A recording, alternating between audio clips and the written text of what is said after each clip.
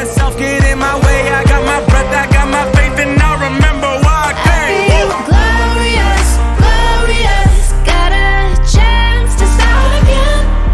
I was born for this, born for this. It's who I am, how could I forget? I made it through the darkest part of the night, and now I see the sunrise. Now I feel glorious. Okay. We are back. We are in the same clothing Oh, as the yeah. last one. I have 7 of these outfits. So yeah, episode 3. So, episode 3, we are going to talk about empowering beliefs that you can hold about the whole coronavirus time. Because there are a lot of gifts at this time, and I think that many of us can go into fear and just see everything that's scary about it, or we can get mad and annoyed with it, like annoyed with everything being closed, annoyed with not being able to work as much, annoyed, like I go back and forth between there's so many gifts at this time, and then also annoyed because there's so much I want to do, and I want to be in person with people, teaching classes in person again, so I go back and forth between being annoyed and seeing all these great gifts. So I think it would be fun to have a conversation about what all the gifts of this time are, so that we can really get the gifts out of this time. Yeah, and like a big thing to just, bring up before we start, I always thought like empowering beliefs or like affirmations were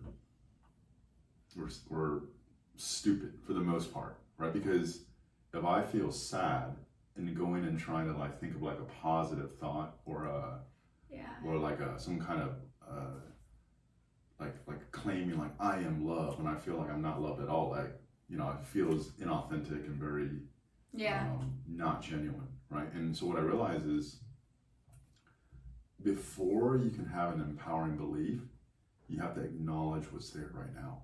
So for example, if fear is there, you can acknowledge the fear, right? And acknowledging doesn't mean like you're friends with it, you go wrong with a thought. Just noticing, wow, right now I feel what I think is the emotion of fear, right? I have thoughts that are consistent with that. You can notice that you're having those thought patterns without actually swimming with the thought patterns, right? You don't have to make it true. Yeah, it's true that it's there. Yeah, right, but and it's true not that you're feeling it. Yeah, and it's true that it feels like true. if it feels like it keeps going back to that, or whenever you have any kind of these like empowering, where you think you're trying to do an empowering belief, and they feel really off, or like it's just you don't even believe it. Well, when you say it, it's because you're not actually fully acknowledging what's there right now. So preface it with that. Okay. So I have felt very, very, very annoyed. We'll acknowledge that, because I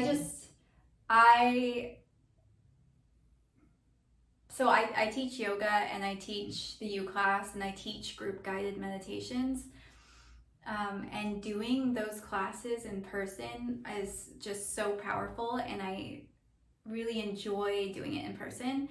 And now that I've been doing it through Zoom a bit, I am really seeing that I really, really, really prefer doing it in person. So I've been very annoyed with that, because I just want to, that's how I love to give, is by teaching those classes, and I have not been able to do it in a way that is fun to me. So we're gonna acknowledge the annoyedness of that. Okay. And then I think in the first video we talked about how there are some awarenesses about ourselves coming up during this time, like kind of having that awareness of, oh, I'm not fully an extrovert or fully an introvert. I've got a little bit of both. I do enjoy alone time, but now I'm starting to realize like I really, really enjoy these in-person visits, like being in person with someone. Because I used to always say I was an introvert. He's like, oh no, you're an extrovert. Yeah, I'm learning during this time that I am much more extrovert than I thought I was, because I am still getting in-person interactions with people, but not as much, and it's like my gosh, I need more, or want more for sure. So. Okay.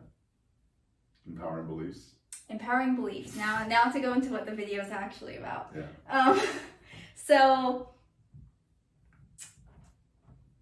empowering beliefs, like what are some gifts of this time? So I feel, talking about an energetic standpoint, I feel that we are all, as a collective, going through a massive shift right now. And we need this time of a little bit more stillness to actually allow ourselves the process to go through this shift.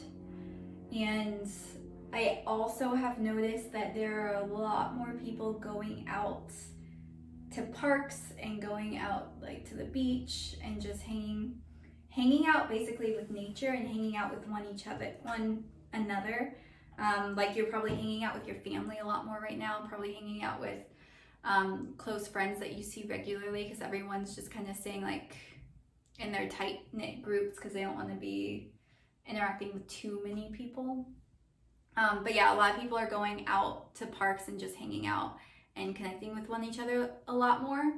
And I had seen a meme on Instagram of like Earth before the coronavirus and then Earth after the coronavirus.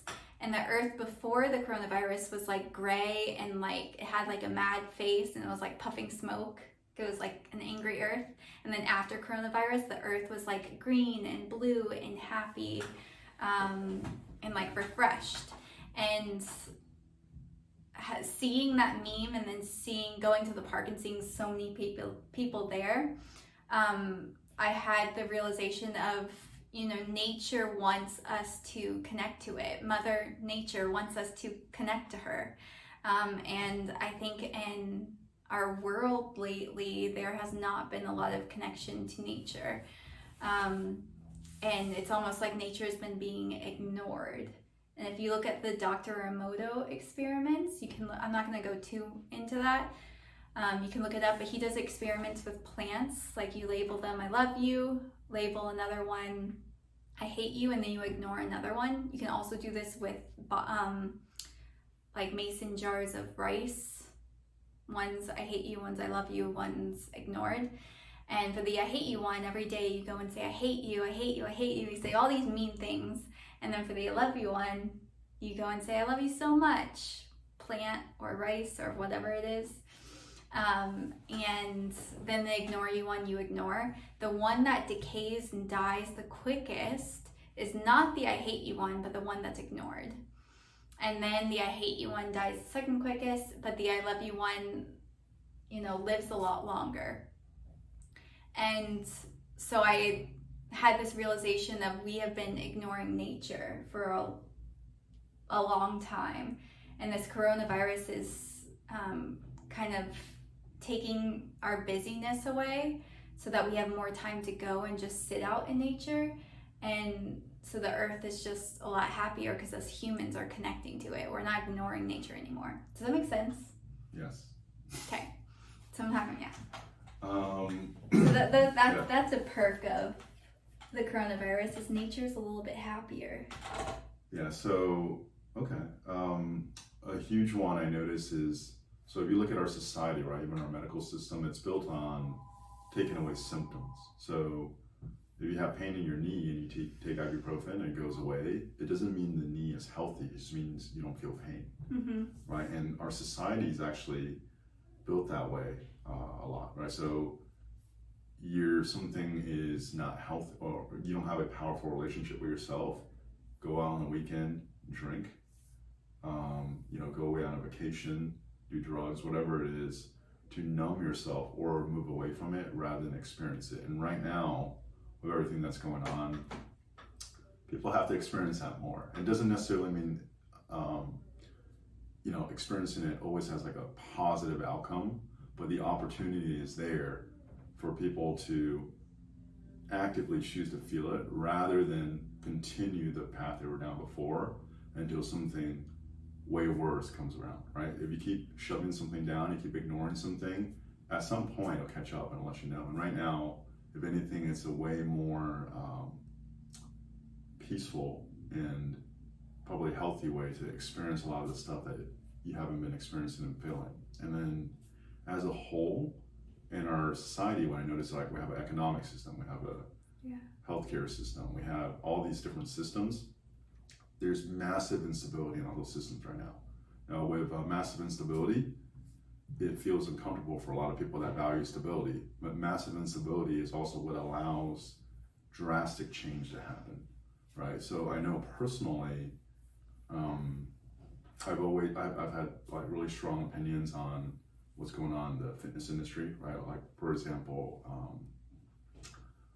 we promote looks in a way that almost like is fitness, whereas looks is a byproduct of how fit you are, right? And then if anything, even like what we think is good looking, like what looks fit, doesn't actually necessarily mean the person can perform. So there's a lot of those things going on. Our medical system, right? It's all about pharmaceutical drugs, symptoms, how do you match the drugs to the symptoms, and then side effects, how do you just prescribe more drugs to deal with the side effects? That's going on.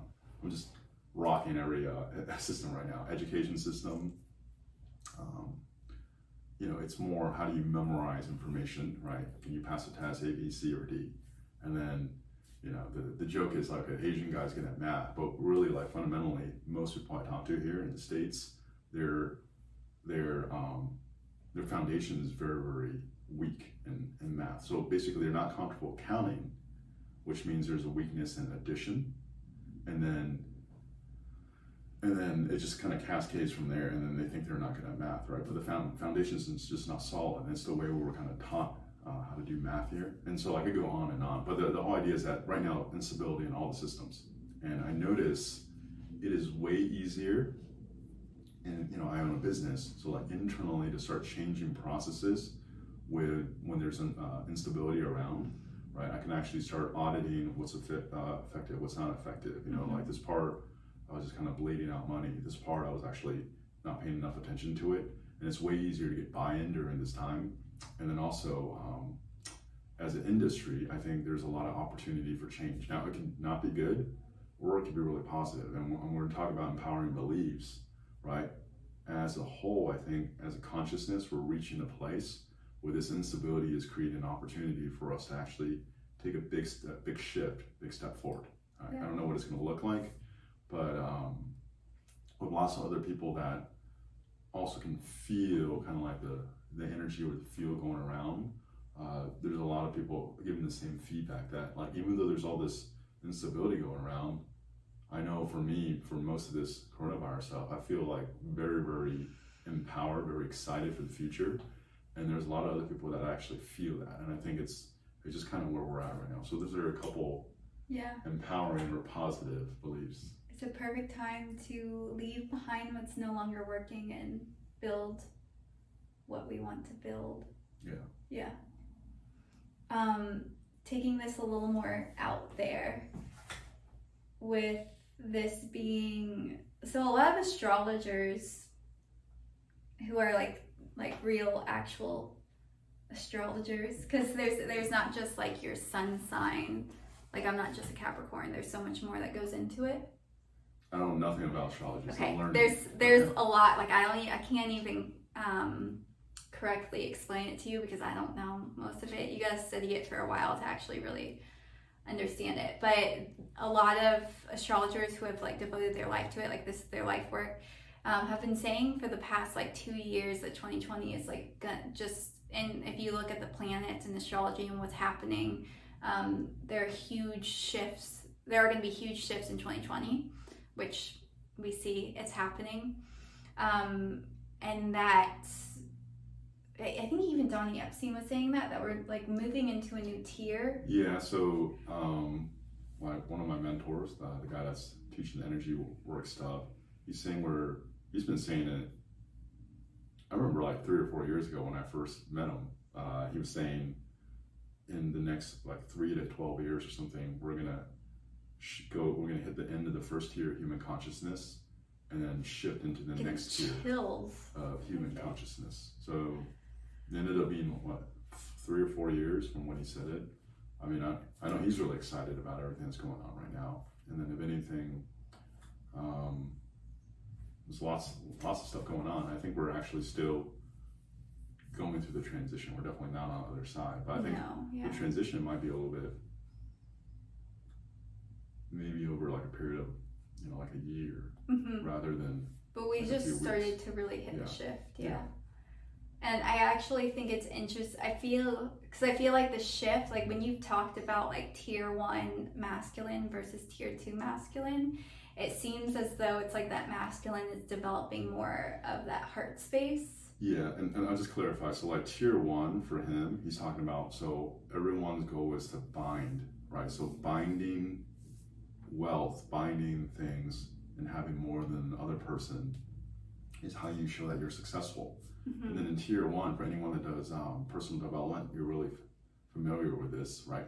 Trauma, or like a force of violence, is what unbinds bound energy for you to really grow, right? So some of the most traumatic experiences turns into like the biggest gift in tier 1. Whereas tier 2, you're accessing the unbound energy. So you're focused on where energy is available, free available energy out there is enough to actually produce a change. So you don't need to actually experience trauma to get massive change. You don't need to bind energy. So for example, for hotels, right? A hotel will be tier 1, and then like what Airbnb is doing, at least the idea of it, will be more tier 2. There's no physical body, right? But it's actually taking just information that's available and then creating a business in a very different way. And we're seeing more and more of that. Cool. Keep going. Okay, so I think it's interesting that the coronavirus is connected to the lungs, because the lungs are part of the heart energy center area. So I just thought that was interesting, and the fact that some people, well, this has to do with your immune system as well. Like if your immune system is higher and functioning well, the coronavirus can be active within you, but you're not going to get those symptoms that everyone's talking about, like loss of smell and taste, and all the flu symptoms. If your immune system is higher, your body basically just works through it. But I think it's interesting that it is affecting the lung area, because with my perspective on like actual healing and growth, sometimes we go through a process of something like hurting or even being sick. I remember getting work done a bit, and I went through what we call a stage 6 and 7 in Donnie Epstein's work, which is the transformation. It's letting go of what we no longer need and moving into a new system, new season of ourselves. And you can get like a rash, you can get diarrhea, you can get like a fever, really sick, and that's the stage 6 and 7. That energy is just moving out of you physically. And I feel like that is also what the coronavirus is doing. There are a lot of people just going through a transformation, and that's basically what the coronavirus is. Yeah. And it's interesting to me that it's affecting mainly the lung area because it is connected to the heart. So it's opening the heart space more for us to experience more forgiveness, or be able to offer more forgiveness and more compassion, more understanding, more love. Yeah, just like, if you notice on like the news, media, Facebook, even actually talking to a lot of people, this is like very like nuanced points, right? Because we want to make it like, okay, if you have a strong immune system, then you're good. If you have a weak immune system, then you're bad. But what constitutes a strong immune system, right? Some people are way more resistant to certain things, but then have a weakness in other things. Some people could have a strong immune system, but some things going on with their gut, and they might actually have a lot of allergy, right? So like, it's not just like you're 1 through 10, this person's immune system's at a 9, this person's at a 7. There's just so many other factors that go to it that makes it very nuanced. It's the same thing when you actually talk about any subject, right? Like, it's not just conservative or liberal, Republican or Democrat, right? There's way more that goes into that. And what Ashley's talking about specifically is, okay, if this virus is affecting your lungs, which is also connected to your heart, right? It's not just if you have a strong immune system, no symptoms. If you have a lot of gunk in your heart, and you have a strong immune system, you might feel. Yeah, and she talked about, this is a little Shifts. bit more graphic, right? We're talking like diarrhea and stuff like that. But like, it literally, like your body discharges stuff, right? And one of the ways it discharges is, That like through your butt. But another way is like, if you, it can be like many different physical symptoms. yeah, but like if you eat something and then like it's actually doing something bad to your body, right? You're gonna vomit it out. And it's like, it's not a bad thing. That's actually a way for your body to get it out. Yeah, expel waste, and then you notice oftentimes after you throw up, you feel a lot better afterwards, right? Yeah. So Yeah, so this coronavirus is just your body getting something out that it no longer needs, for you to shift into a new you and for us to shift into a new system, a new time. Yes. So coronavirus, thank you. We are ready for more. There is a gift in it. Yes. Yes. Yeah. Yeah. Any other gifts you can think of? No. Won't probably, but Yeah. Not that we can think of right now. yeah. You have a song? Song. So I had a couple in my mind, but today we're gonna pick Julian Huff's Transform song because it fits. Transformation is this coronavirus time. And I also love her, so enjoy. I love her dance too. to it. Rock of Ages. Oh yeah, I forgot she was in that. Yeah. Okay. Bye guys.